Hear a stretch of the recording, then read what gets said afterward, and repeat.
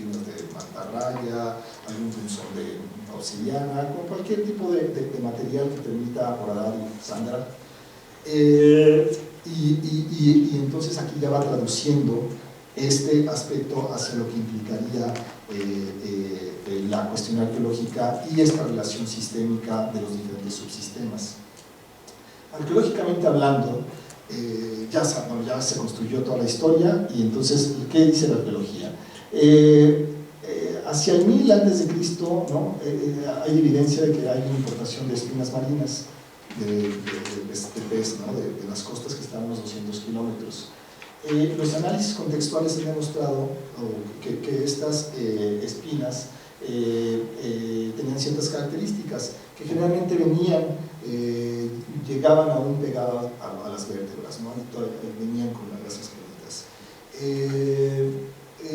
Eran guardadas en las casas antes de ser utilizadas, porque tiene el análisis contextual de diferentes zonas, de diferentes sitios. Entonces logra establecer identificar ciertos pozos de almacenamiento donde estas espinas están guardadas. Ya una vez que la espina se iba a utilizar, se arranca, ¿no? Pero se arranca, pues, y entonces los desechos se quedan por ahí por la casa, porque hay evidencia arqueológica de que esos desechos, ¿se acuerdan ayer de las microlasquitas, de las conchas, que nos permitieron establecer que esas conchas eran por percusión? Pues básicamente es eso, identificar esos micro pedazos de algo y que, bueno, determina. Y una vez que ya estas espinas estaban despojadas, ya que realmente estaban como espinas, pues eran llevadas a los edificios públicos, y ahí se practicaba el autosacrificio y podrían desecharse ahí mismo, ¿no? Entonces estamos hablando de información arqueológica que recupera en las excavaciones de los diferentes sitios. Y aquí, bueno, viene precisamente la parte medular de parte de este trabajo, que es establecer estos modelos.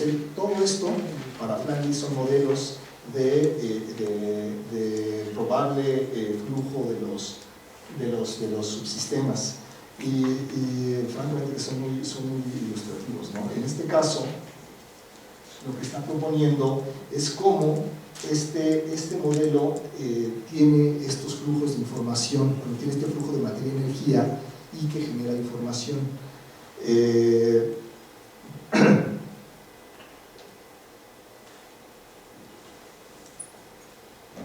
Las líneas sólidas, que son estas, son las transacciones de materia y energía.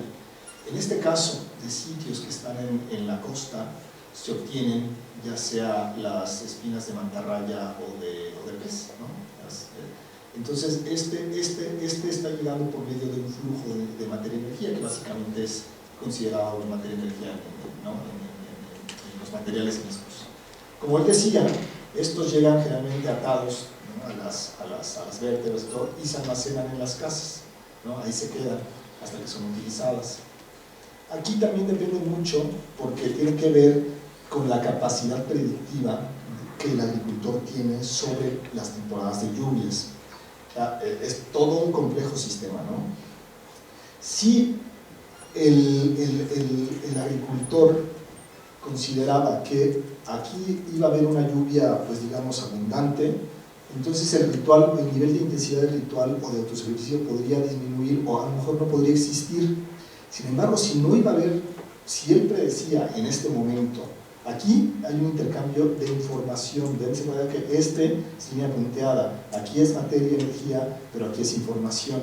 En este momento, el agricultor zapoteca, allá por el 1000 a.C., está viendo el cielo, está viendo si va a llover mucho o no va a llover, ¿no? En una temporada. A partir de eso establece un nivel de información que es la decisión de regresar a su casa y entonces desprender la espina de la vértebra e irse al edificio público a realizar algún tipo de autosacrificio, ¿no? O por el contrario, si no pasaba, si la predicción era eso, pues entonces aquí hay un flujo de materia, porque aquí llueve, las cosechas bueno, progresan, y entonces se pueden almacenar y qué sé yo, ¿no? Y otra vez. También aquí hay, en caso de que la lluvia realmente no sea abundante, ellos también había canales, ¿no? Y ciertos pozos donde extraer y bueno, que determinan de forma diferente las parcelas y esas cosas. Entonces, como se dan cuenta, lo que se establece aquí es precisamente el principio que liga los diferentes subsistemas, que liga aspectos que tienen que ver con intercambio de información, ¿no? Con aspectos que tienen que ver más con la circulación de la materia y la energía. Esto realmente es un estudio, otro como el de Gambio, me parece, estudios paradigmáticos que son que reflejan muy bien en el fondo lo que querían interpretar y el desarrollo de este pensamiento antropológico. Si bien Gambio lo hacía para la historia cultural, a mí esto me parece, como arqueólogo, con todas las problemáticas que puede implicar en su propio tiempo y en su propio momento, una interpretación realmente interesante en términos de cómo circulan los materiales de acuerdo a una teoría que subyace al registro de los materiales, ¿no? Otro de los puntos que manifiesta abiertamente es también, ¿no? el uso de la parafernalia ritual.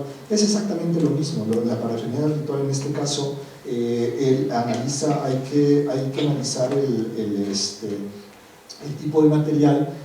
Tú como arqueólogo llegas a una zona y hay conchas en una zona donde digamos, localmente no existen. O sea, hay que interpretar de dónde vienen esas conchas, cómo vienen, cómo llegan, porque la concha no llega sola, hay sistemas. Es lo que hace precisamente con la parafernalia ritual. Entonces, para realizar rituales se necesita, digamos, pues un tipo de vestimenta, un tipo de artefactos. Y entonces esta información está en la página, digamos, como para saber cómo traducirlas o para poder imprimir. Bueno, yo les voy a proporcionar esta presentación y tienen el texto, ¿no? el original de Flannery. Entonces, esta presentación se les voy a dar.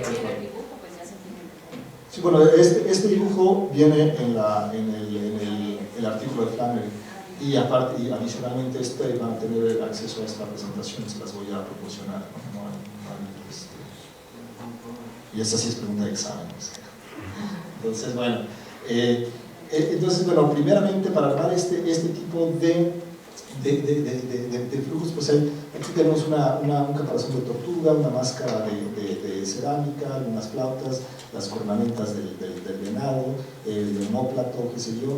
Entonces, aquí igual nuevamente vuelvo a poner, aquí en realidad, aquí no hay líneas punteadas, ¿no? Aquí hay más bien intercambio de materia y energía, aquí en realidad porque no tiene información tampoco para proporcionar. Entonces es muy ilustrativo cómo viene, igual esta concha, esta trompeta viene de la costa, llega, aquí el interventor es muy interesante porque tiene el contexto donde esta concha, esta trompeta llega de la costa, sin embargo hace una leve parada en la casa del artesano, porque ahí la pule, la limpia, le hace algún tipo de cosa, hay una evidencia arqueológica para identificar eso, y finalmente se va a la construcción pública, ¿no? Entonces aquí hay un flujo, estos son los pozos de almacenamiento, por ejemplo, donde él ha identifica la presencia de estos materiales.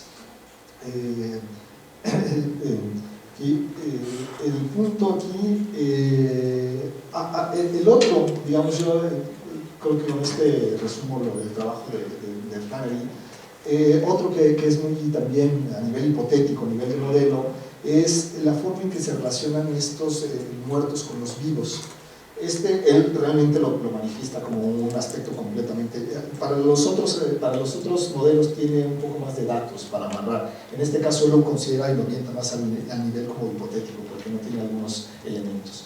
Sin embargo, ¿cuál es la relación? Los muertos en la cultura zapoteca, en la cosmovisión zapoteca, recuerden que es el análisis complejo que tiene que ver con datos arqueológicos, que es un caso también particular, porque no en todos los lugares tienes una secuencia arqueológica tan profunda, tienes crónicas del siglo XVI y testimonios actuales. De hecho, gran parte de los sitios que se fundan originalmente en la época prehispánica en Oaxaca son sitios que están ocupados en la actualidad. Entonces hay un registro muy complejo en esta zona, muy rico en esta zona, que permite elaborar cierto nivel de interpretaciones que en otras zonas es muy difícil porque no hay información con estas características, pero aquí los tiene y lo explotó, a mi parecer, de una forma bastante lúdica. bastante interesante.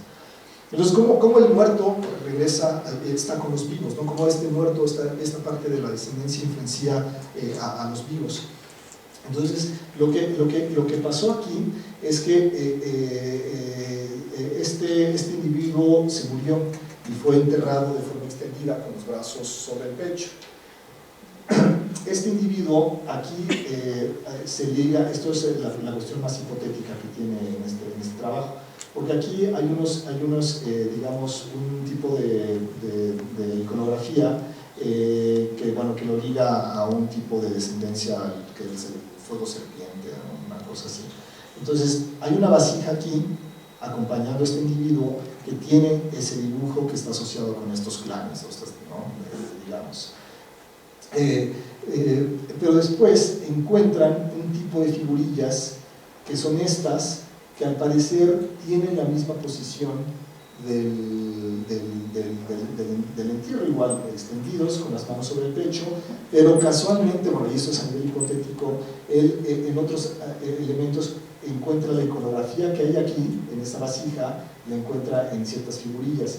Entonces, estas figurillas en realidad están en ámbitos domésticos, y entonces es la representación de digamos, de este individuo que murió en algún momento, la forma de estar presente en los contextos, digamos, vivos de sus contemporáneos, era a través de hacerse una figurilla, ¿no? Y influenciaba lo que estaba pasando en ese sentido en flujo de materia, energía y de información, que genera cierto nivel de información que es utilizado por estos individuos.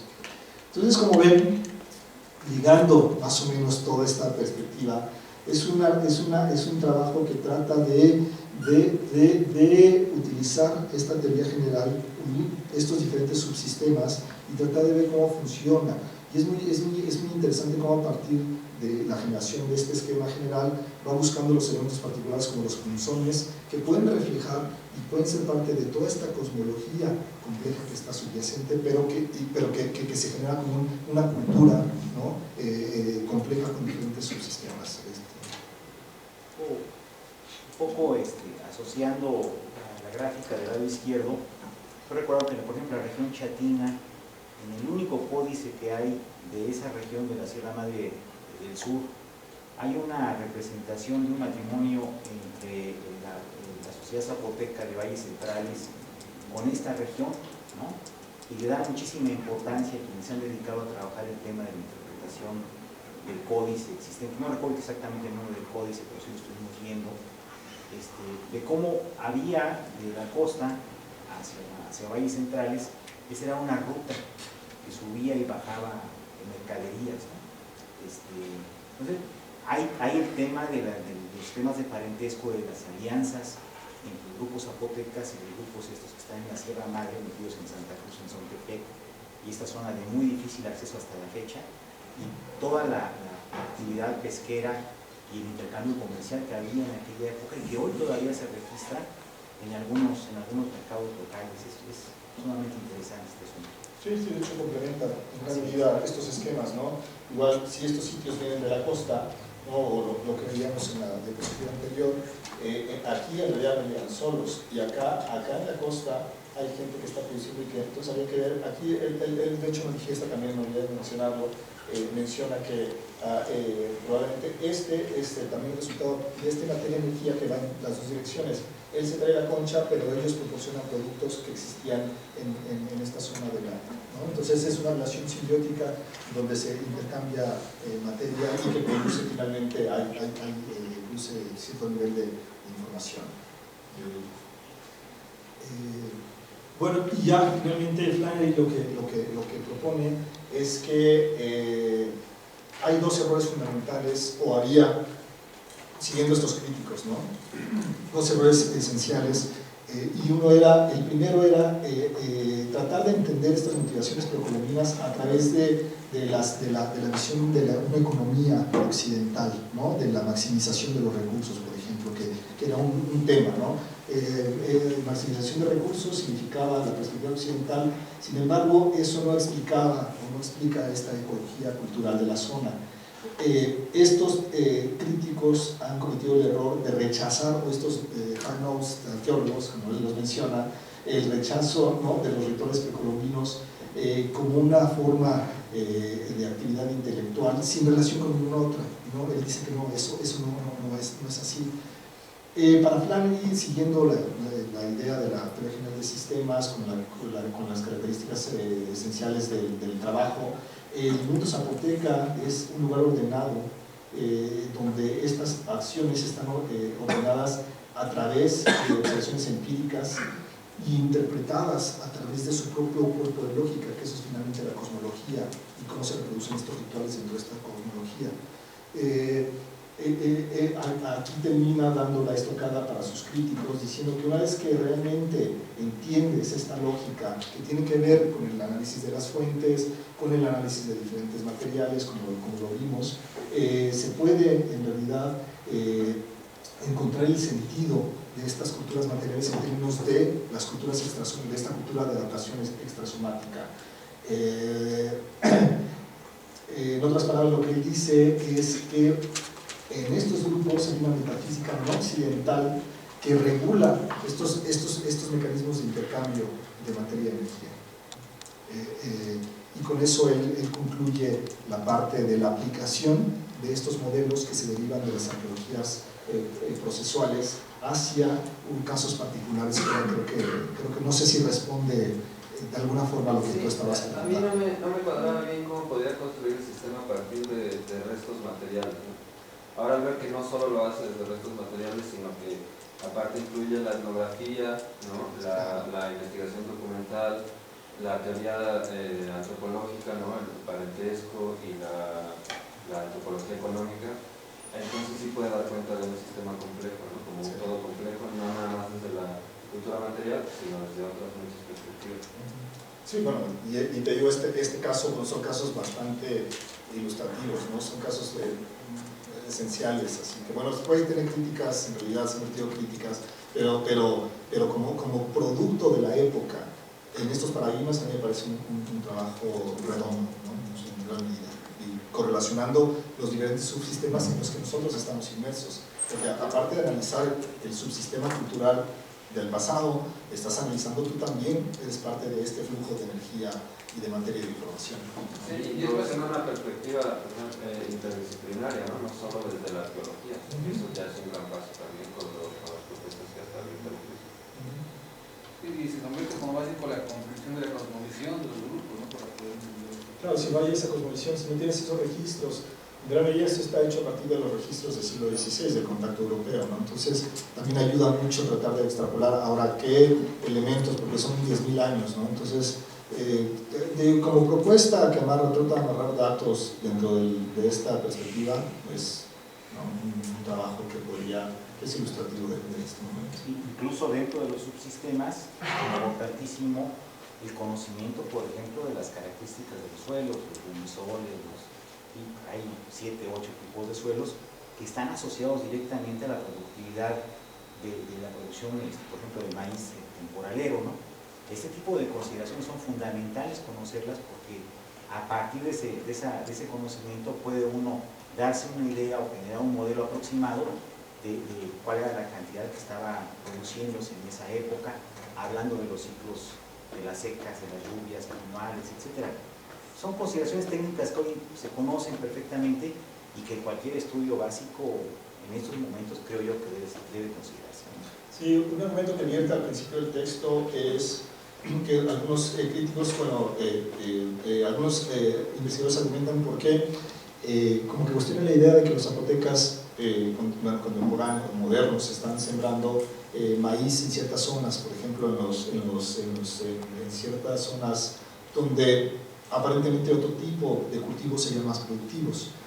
Y él dice eso, es que ustedes piensan desde la cosmovisión occidental, pero entonces esto hay que entenderlo desde la cosmología indígena para saber por qué no quieren maximizar recursos, por qué se conforman con la subsistencia básica para alimentar, ¿no? Es lo que dice en el texto, ustedes lo leerán ahí, es lo que mencionan, ¿no? Entonces hay muchos argumentos en términos de lo que contraponen. Aquí yo creo que lo que habría que tener muy en claro cuando se trata de este tipo de ciencias agrícolas es la concepción que tienen del tiempo. la concepción del tiempo, la concepción del tiempo, bien menciona la metafísica. Yo recuerdo en el trabajo de campo haberle preguntado a un indígena, ¿me puedes platicar acerca de tu cosmovisión? Me dijo, ¿qué te hace pensar que yo tengo una cosmovisión? Yo tengo una cosmoconcepción, que no es lo mismo, no, porque lo que tú me estás diciendo es, a ver, explícame cómo piensas como yo. Después me lo explicó. ¿Y qué es lo que pasa? Que nuestra ciencia es occidental. Una de las características que tiene la arqueología es que sí puede llegar a aterrizarse y ante la necesidad de comprender la tecnología, tiene que aterrizarse al nivel de la persona que la está produciendo. O sea, no nada más es saber aquí cómo se hacen, cómo extraigo la concha de su contexto biológico, lo llevo, lo trabajo y demás, sino qué pasa en el momento en que se está trabajando la concha. Por ejemplo, hay algo muy característico de los indígenas, es de que en el momento en que están trabajando es cuando educan a los hijos.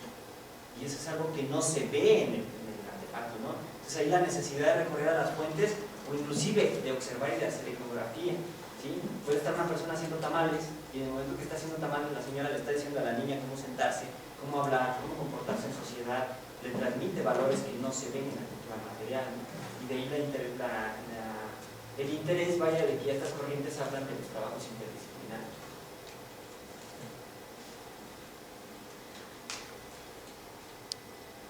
Saliendo un poquito más del contexto arqueológico, nada más como pregunta curiosa, me gustaría saber si este autor desarrolla un poco la teoría del ritual o solamente lo toma de la cosmovisión o simplemente lo interpreta como la cosmovisión es un ritual. En este texto no, en este texto solamente lo pone como parte, ¿no? Como de la cosmovisión, pero no desarrolla argumentos más complejos. Aunque ahorita que hablaban de la teoría de sistemas, que es muy interesante, también me gustaría saber si existen algunos otros arqueólogos que hayan seguido esa línea. Por ejemplo, trabajando con la segunda ley de la termodinámica de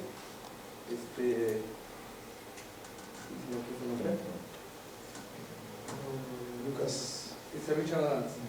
En el octavo día le expresa como las estructuras disipativas de energía, que es muy una contraposición a lo que están ahorita, que privilegian el intercambio de información sobre la energía. Richard Adams dice que es al revés, que toda civilización o toda comunidad crece en cuanto a mayor energía maneja. No habrá ningún arqueólogo que siga así. Hay gente que lo ha hecho, y sobre todo gran parte de una crítica muy interesante que tiene Manuel Gándara en ese artículo, que te lo puedo pasar, donde hay una descripción mucho más pormenorizada de lo que implica la adopción y cómo se utilizó en la arqueología, ¿no? Con sus vertientes, particularmente la teoría general de sistemas y bueno, y otros textos, pero sí, hay más gente que lo ha trabajado. Bueno, esto ya dará pie a discusiones posteriores, qué sé yo, a reflexiones, pero bueno, eso es lo que realmente un estudio que deriva de estas propuestas. Y ya con esto concluiría la parte correspondiente a esta sesión, recapitulando un poco lo que se había cuestionado, lo que se había expuesto. Bueno, ya en una perspectiva más crítica, argumentaron que este panorama, esta arqueología postprocesual, procesual o nueva arqueología, utilizó este programa científico como eslogan, ¿no? Que, bueno, puede ser válido también, en realidad, parece, pues sí, ¿no? Utilizaron, una de las críticas más reacias fue que utilizaron a los filósofos sin realmente entender lo que los filósofos decían, y pues sí es un paso difícil, ¿no? Aterrizar las cuestiones filosóficas a la arqueología, pues debe ser su mérito si lo consigues, pero bueno. Pues los propios filósofos en la parte, esto tiene que ver más con toda la parte inicial, ¿no? Los propios filósofos consideraban que los filósofos no podían solucionar los problemas que se planteaban en la arqueología particularmente. Nuevamente volvemos a considerar los aportes de este momento, bueno, que son muchos a mi parecer, pero nuevamente volvemos a cuestiones muy metodológicas en términos de, por ejemplo, lo que se propone como la arqueología conductual, que es una aportación metodológica de tratar de entender esta variabilidad de de los contextos arqueológicos. El contexto no está estático ahí, sino es muy dinámico. una aportación fundamental fue parte de eso, pero también realmente aquí ya hay un interés mucho más planteado en tratar de generar problemáticas más de investigación, ¿no? Más que tanto problemáticas culturales muy particulares como identificar si tal cerámica estaba en el valle o no estaba en el valle. Y real hay un paso más allá en términos de una búsqueda de lo que la arqueología puede ofrecer en términos de interpretaciones culturales, y eso también es muy interesante. Bueno, para muchos ahí el uso del positivismo histológico fue la parte que no dejó, ¿no? Que por ahí empezaron mal, porque por ahí empezó la confusión de lo que implicaba un programa científico. Y bueno, como parte de esa confusión utilizaron la parte de ese positivismo lógico, que en realidad era una versión extrema, ¿no? Del propio positivismo. Una de las autocríticas que me parece que es válida, que es lo que mencionaba ahorita Chico, era precisamente, ¿no? Pensar que el pensamiento científico es inherentemente superior, que bueno, esto es cuestión muy debatible, obviamente, tiene sus pros, sus contras, qué sé yo, a cualquier otra forma de pensamiento. Nosotros elaboramos realmente una investigación desde el pensamiento occidental y no podemos explicar, aunque haya propuestas de arqueologías de la indigenización o de la es realmente diferente, y nosotros estamos más en ese nivel, ¿no? Entonces hay que considerar cómo se valora, y eso es lo que veremos mañana, cómo va haciendo esta interacción entre una arqueología más postcolonial, de alguna forma, ¿no? Que trate de superar de alguna forma esta parte de reificar el conocimiento científico como el supremo, ¿no? Bueno, y otros, bueno, se considera que desde esta perspectiva, no de la de teoría general del sistema, sino desde la perspectiva inicial, pues es prácticamente imposible encontrar leyes, ¿no? O sea, en la arqueología no se puede encontrar leyes y no se puede generalizar, que esa fue una de las críticas. Y ya, entonces, bueno, eso es todo. Ahora no sé si tienen alguna cosa que quieran comentar o que podamos discutir un poco más a detalle. Les doy la palabra.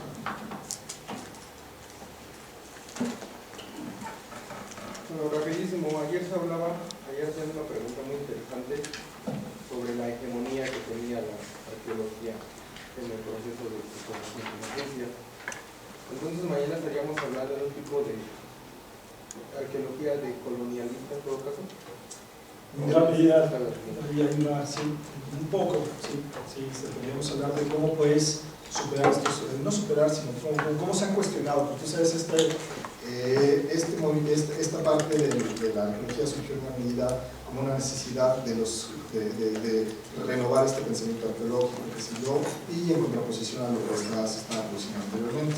Los que siguen, de alguna forma, también siguen esta pauta, criticando todo este programa y argumentando en gran parte cuestiones de postcolonialidad y cómo recuperar este otro discurso. El discurso de nosotros, cómo tenemos una arqueología más multivocal, ¿no? Y ese es uno de los planteamientos más fuertes que se plantean en la arqueología de los procesos interpretativos, más bien.